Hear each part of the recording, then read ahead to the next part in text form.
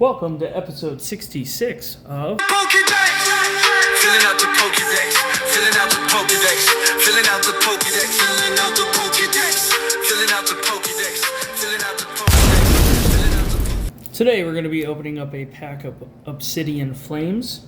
We're still searching for some of those hit cards out of any of these sets lately, but in specific today, I've been looking for the Pidgey full art and the Pidgeot full art because I already have the Pidgeotto.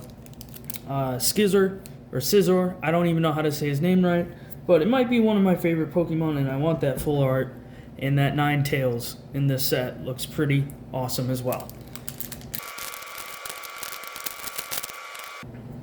Fighting Energy, Tynamo,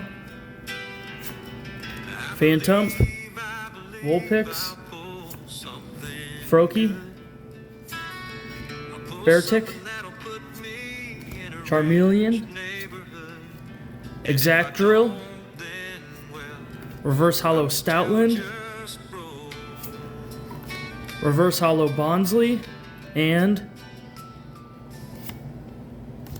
Holographic Thundurus. Well, we do have something new to add to the Pokedex, so we're going to go ahead and add that in now.